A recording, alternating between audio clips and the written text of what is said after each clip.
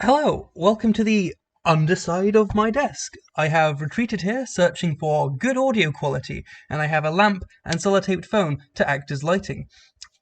Welcome to the devlog.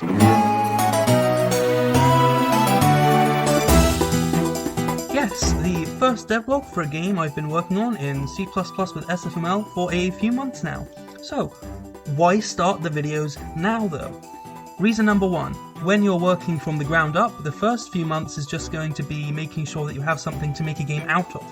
The second reason is that with the current state of the world, it doesn't look like I'll be able to get any internships or anything, and I want proof for future employers that I'm not just sitting here on my ass wasting my life. Although I am doing that too. I plan on making a top-down RPG beat-em-up that's sort of a mix between Enter the Gungeon and Crosscode, but with a focus on how the flow of combat changes. And to explain this, I have a section from the last time I tried to make this video, fully edited, and I'm not going to do all that work again. So, here's me from the past. The main mechanic I'm interested in exploring is this little bar here. Let's call it Aggro for now. Say you come across a little skeleton while you're out and about exploring the world, and you get into a fight. One of you hits the other. Pay attention to how these bars change. When you hit an enemy, your aggro goes up. When you get hit, your aggro is constant, and pay attention to the health loss. Fast forwarding a bit, you've hit the enemy a few times, built up your aggro, and now you have a lot more attack, but you also have a weakened defense. This is the main crux of the combat system. In order to not get hit, you can dodge up to 2 times, but you could also burn aggro, drastically increasing your defense while you can still move about, sort of like a guard or a block.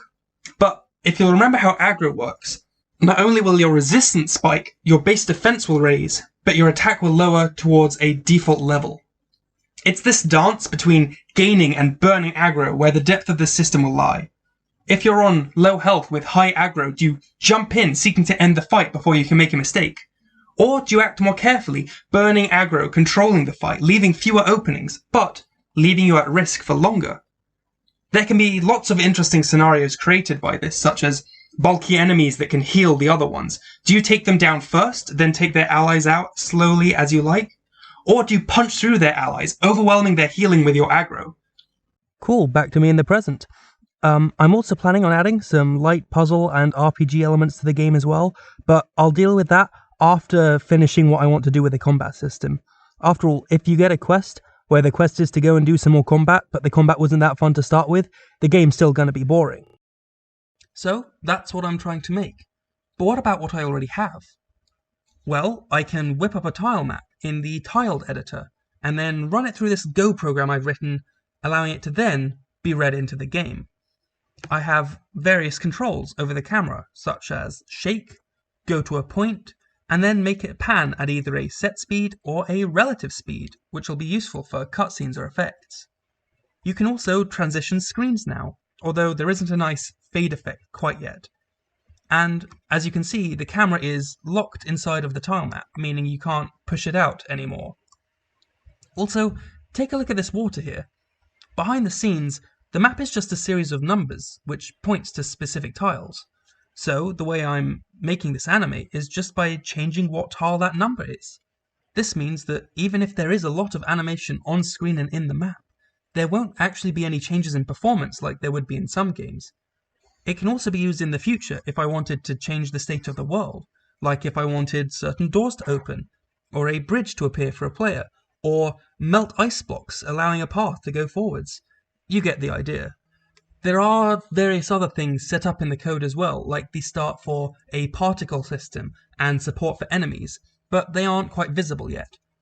Which also means that I don't know if they work or not. And I would bet they don't yet. But what is it that I actually want to do next? Well, in this demo, the entrances and exits to each segment are actually hard-coded in, meaning that if I ever want to change them, I have to go routing through the code and change coordinates by hand, making sure they don't break everything. Given that I already have a project set up running and tiled, this seems like it would be an awful waste of time.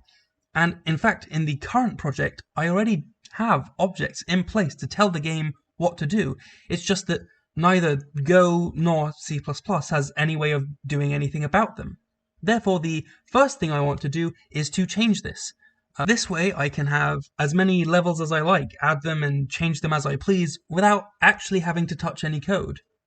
The second thing that I want to do is to put in 1 or 2 test enemies, using sprites I've made for various other games before. Given that I want to have such a focus on combat, having some enemies in there to test the combat out as I make it seems like it would be a good idea. So, with that as the plan, I hope you'll come and join me next time as well. See ya!